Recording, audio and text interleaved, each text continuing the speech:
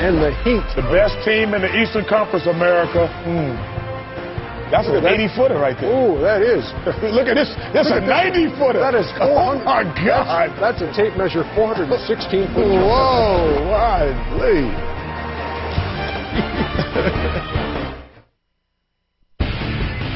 Inside the NBA, brought to you by Hyundai.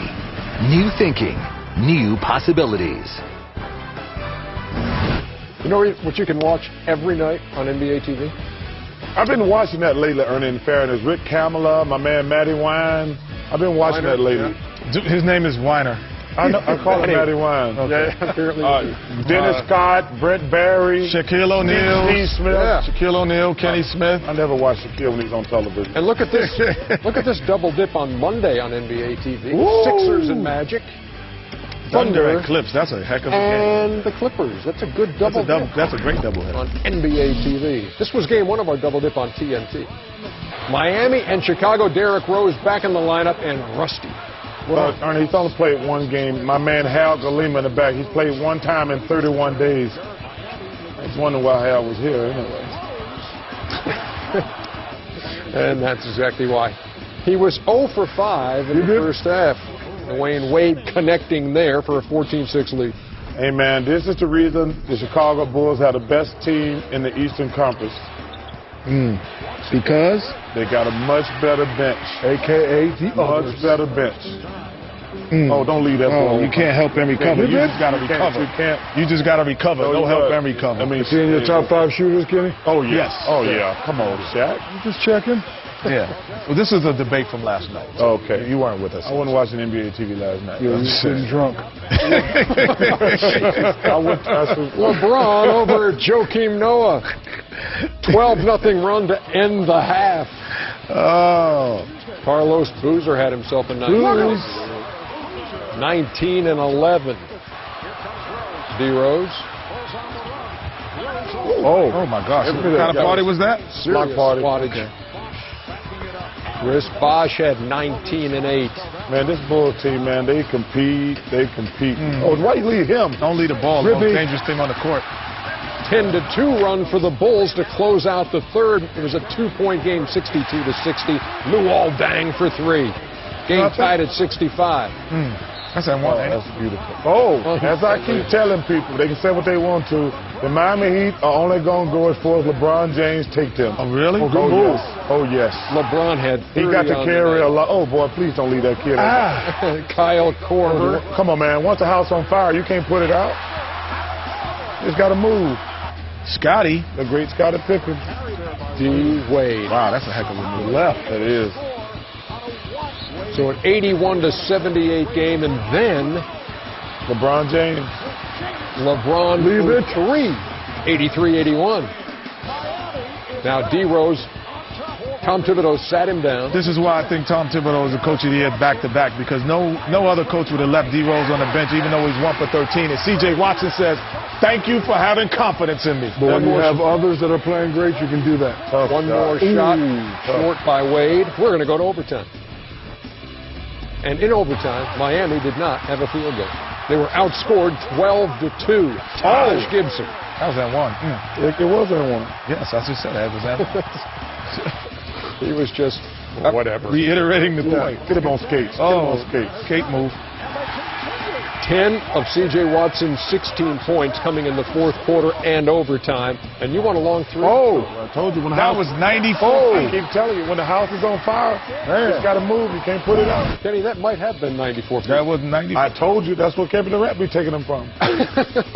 There you go. See, Chuck was right all along. Thank you. 96-86 in overtime. What did we learn to NCAA tournament? Is the final score. What did we learn? Yeah. What did Kentucky won? Oh, you're right, Ernie. You're right, Charles. You're right, Charles. Yeah, you're right, Charles. I'm sorry, we were supposed to say you're right, Charles. Hey, what do you say we hear from Craig Sager with C.J. Watson? Well, thanks, A.J. On a night where Derrick Rose goes for 1 for 13, his backup, C.J. Watson, leads the Bulls to a 10-point win in overtime. Your depth has been a big factor all year, but how big was it tonight? It was definitely big. D. Rose was kind of a little hurt, but we came out, the bench came out, played great, brought the momentum, brought the intensity, and we just finished the game for him. Obviously, every point counted in regulation. You guys are down by 3. Clock running down. How did you get open with Wade all over you to make that three-pointer to send it to overtime? I just saw him running on me real hard, so I tried to pump fake and dribble left and get the shot off, and he went in for me. TJ Watson had a big game, and it seemed like every time that there was a big play that needed to be made, he was making that play, and obviously Corver's 2 threes. We fought so hard to get back into the game. I think after CJ made that shot, I guess it basically just took us out of it. It took all our energy to zap us. That play hurt. We never recovered back from from that shot. You say we should, but you get in that situation again. Hopefully we'll be better. It hurt even more, especially it's one of the worst feelings in the regular season I had this year. We knew it was going to be a dogfight. We knew it was going to be a fist fight with this team. Every time we play them, we know that. To have an opportunity, up 3, 11 seconds to win, and just get one stop, get a rebound, and whatever. Do you think this kind of sews up the #1 seed in the East? No, I don't think so. We got 7 more games left. We got to play hard and win them all, and go from there. Terrific game tonight. Can't you smile for us? Yeah, it is. All right, thanks a lot. Back to you, EJ. A Sager-induced grin from C.J. Watson. Continuing a theme that Shaq set in the pregame show, talking about the others. 47-7, the bench points advantage for the Bulls over the Heat. In fact, in the last 2 games in which Chicago has beaten Miami, it's been 103-22 off the bench in favor of Chicago. They win this one 96-86.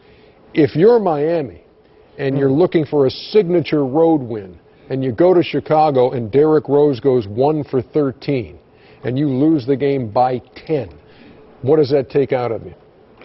Well, Chicago definitely set a statement, especially there in overtime. One, I have to commend them for not having quit, for not having panicked. It was a great shot by C.J. Watson.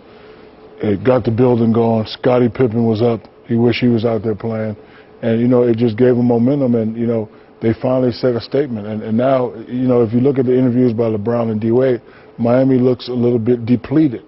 See, the one thing I heard at the beginning of the game when he said that we need a statement road game and this might be it, I don't know why you would have put that pressure on your team in the regular season and to have them be deflated. I just would say eventually we're going to have a road win that's going to be to get us back into the groove of the playoffs. It doesn't have to be tonight, because it doesn't. And the one thing that you have to understand is that over this long haul, we have to be better than everyone else. We have to just be better than people for 10 days, 4 games out of 7.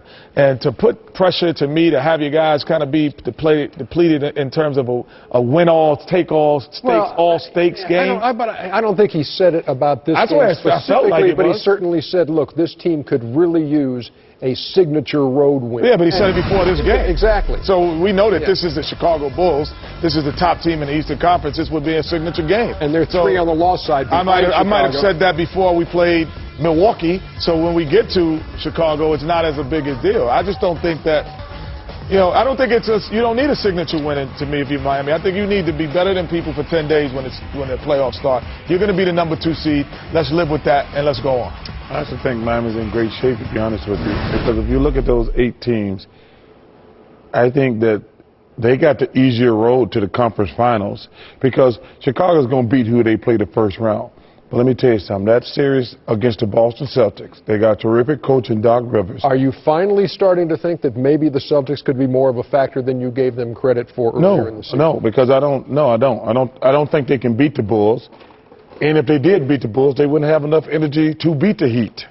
So I think what they could do was make the Chicago Bulls use a ton of energy, because it's not going to be a 4-zip game against the Celtics. The Celtics got too many veterans. They know how to play. But I don't think their age is going to allow them to win 3 series in the East. So I have to think, when you look at those standards, I think Miami, they got a cakewalk to the conference finals, in my opinion. Yeah, right now it would be Miami, Philadelphia. Yep. Dominated the Sixers Yep. in the regular season. Let me tell you and then they something. would get Nobody's the 3-6 winner Indiana or Orlando. And those teams are not going to beat. Although Boston could move up. I think don't they have to have the 4 seed because that division title? Well, they one of the top 4. One of the top 4 as a division champion. Boston would. Yeah, but some interesting matchups there too. But Chicago pretty much nailed it down as far as best record in the Eastern Conference tonight. Yeah. But I'll tell you what, if it stay like it is looking great for Miami in my opinion, because they're going to get to the conference finals. But the Bulls, I think they obviously beat New York or Philly, but them against the Celtics, I don't think the Celtics can beat them. But there's a long, drawn-out series in my opinion. Shaq? I think Miami has to do a better job on the road. Right now they're 16-12 on the road, which is okay. If you want to make it to the finals, if you want to win a championship, you have to do way better on the road. Home court advantage is always good, but what if you lose at home? Well, the one thing about Chicago to me is that their role players or others or guys who aren't named Derrick Rose have played extremely well when this bright light hasn't been on yet. And we haven't seen C.J. Watson, John Lucas, Mike James, in a performance atmosphere against the Boston Celtics in the playoffs. So now, I think Doc Rivers, the advantage he might have is that his bench has been tested and proven, even though they might not have played as well as the Bulls bench has. The Celtics, their bench has played great. The big kid. But they haven't played as well as the Bulls bench. What's the big kid from Wisconsin? Stiesma has played well. Bradley has played well. And, Ray and Paul. And Ray coming off the bench now. And you got Rondo.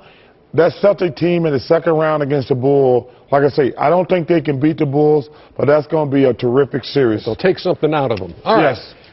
When we come back, we're going to be joined by a special guest, a Grammy Award-winning special guest. Can't wait to see her. Monica on Inside. Next. You ain't good for nothing, baby. It's like you got no heart.